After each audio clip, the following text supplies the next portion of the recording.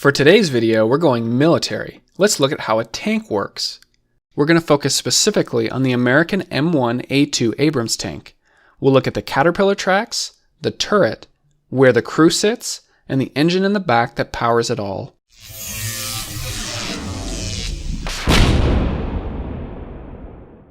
A big thanks to War Thunder for sponsoring this video. The developers were actually willing to send me 3D models to help me make this animation, which was awesome. If you haven't heard about War Thunder, it's a massive online military game with over 20 million active players. It's historically accurate too, which means you can learn a lot while playing. War Thunder is free to play, and it's available on PC, PS4, and Xbox One. Try War Thunder today. Just click the link in the video description below. You'll get a free premium aircraft, tank, or ship, and a 3-day account upgrade as a bonus. I'll be showing you a little more about the game throughout this video.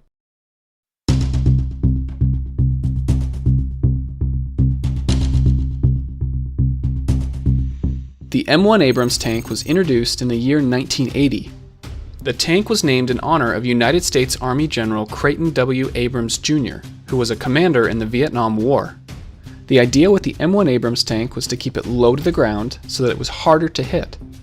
Angled sides on the tank allowed enemy fire to deflect off the side. It's a bit cozy inside, so I hope you're not claustrophobic. During operations, the crew may spend hundreds of hours inside with very little sleep.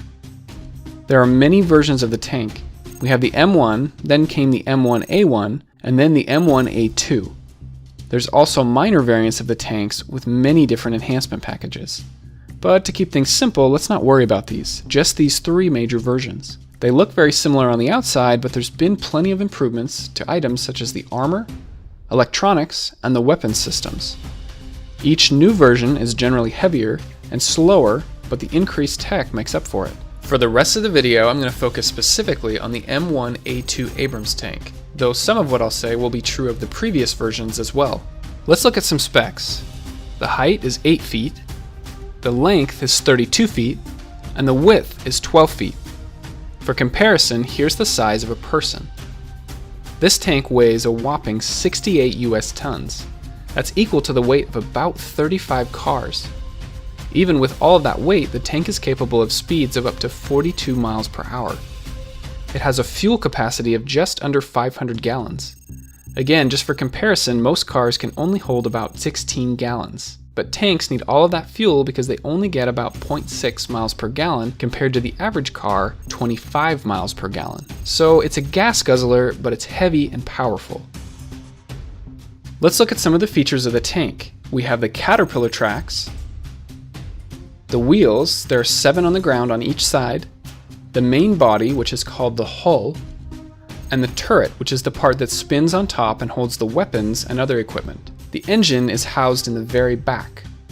The tank holds a crew of 4. 3 of them are inside the turret, and 1 of them is way up front.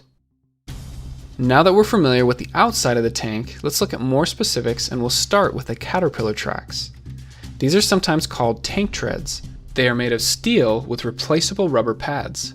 There are 7 road wheels on each side of the tank, a raised idler wheel in the very front, and the drive sprocket in the back. This one has gear teeth on it, and it's the only one that's powered by the engine. It moves the entire track along. The other wheels spin freely as the tank treads move past it. The road wheels also have suspension built into them. The whole reason we use caterpillar tracks is to allow the tank to go over some very rough terrain.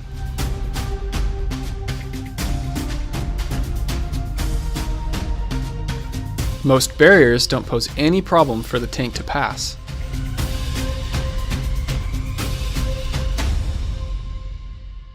A lot of this is pretty similar to how other tanks work. You'll find a lot of the same components. War Thunder is actually a pretty good way to learn about the different types of tanks. You'll see they have all 3 variants of the M1 Abrams tank, but they have lots of others too, from countries like the USA, Germany, Japan, and France. And it's not just tanks, they have aircraft, helicopters, and ships at sea. War Thunder has over 1,500 of these vehicles from the 1930s all the way through the 1990s, so there's quite a lot there. But for now, let's focus on the tank. Regular vehicles with 4 wheels have limited surface area in contact with the ground. They can get stuck much easier. That's why it's a good idea to stay on paved roads. The tank, on the other hand, has a much larger surface area to displace all of that weight.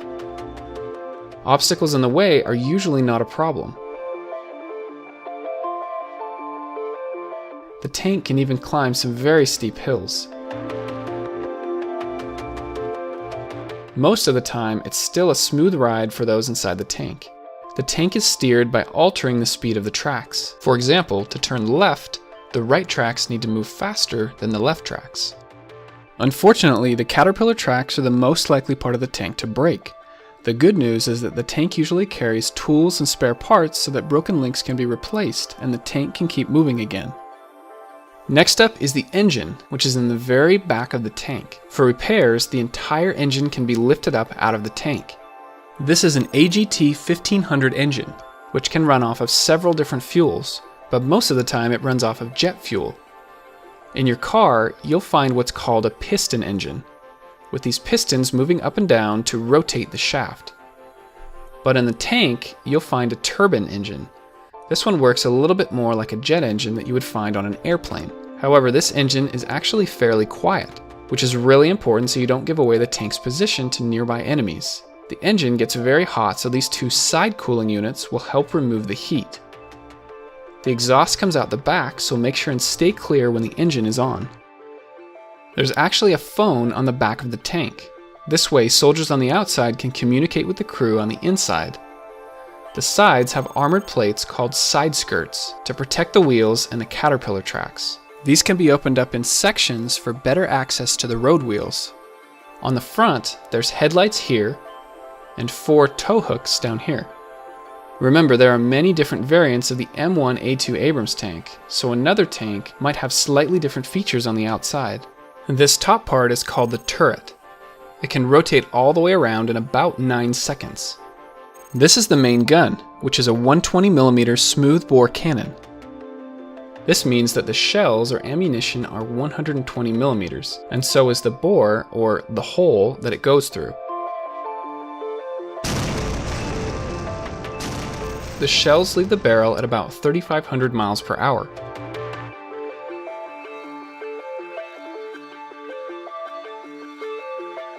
It can hit a target 2 miles away.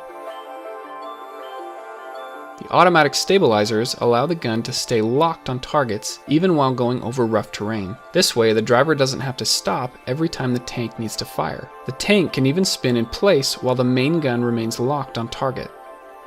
Right next to this is the smaller coaxial machine gun. Up on top, there's usually at least one more machine gun to operate. On the sides are smoke grenade launchers. There's one on each side of the tank. These make it harder to be seen during combat. There's not much room for equipment inside of the tank, so oftentimes the crew will put it out here on the bustle rack. There are 2 hatches on top of the turret, the commander's hatch and the loader's hatch. Inside of the turret, you'll find 3 out of the 4 crew members. It's a bit cozy in here. The gunner sits down below to the very right. The commander sits directly behind the gunner. The loader is off to the left of the main gun. When the turret rotates, all 3 of these crew members rotate with it. Underneath here, this is called the turret basket. The seal between the turret and the hull is so good that it can protect the crew inside in case of chemical or nuclear warfare. Now in War Thunder, we can get a good look inside of the tank as well. Just come up here to X-ray mode, and look at that. There's the crew, the main gun, some of the armor, and the engine in the back. This view was helpful to me while making this video because it's hard to find reference images for this kind of stuff. You can do this yourself too. War Thunder is free to play, and it's available on PC, PS4, and Xbox One. Give War Thunder a try. Just click the link in the video description below.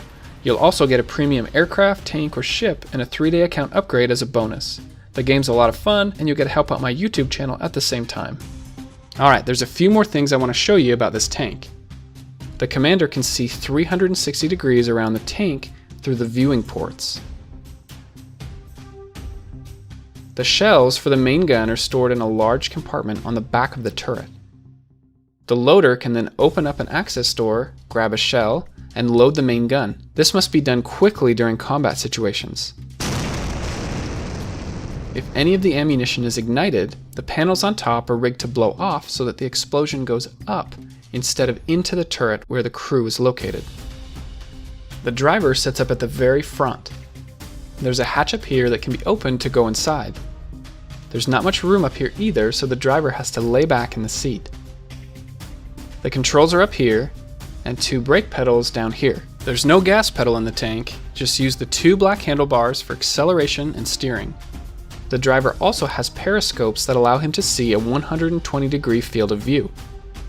Usually the driver enters through the hatch up front, but if needed, the driver can climb into the turret and then through a tiny door in the basket and into the seat. The United States isn't the only ones to use the M1 Abrams tanks. It's been sold to other countries such as Australia, Egypt, Kuwait, and Saudi Arabia. The M1A2 Abrams tank has been in use for almost 30 years now. At some point it may be replaced, but for now it continues to be the main battle tank for the United States military. My name's Jared and I create 3D animations on how things work. Visit my YouTube channel for lots more animations just like this one. Go ahead and click on the link here, or click below to watch another video. And thanks again to War Thunder. Download the game for free, just use my link in the video description below.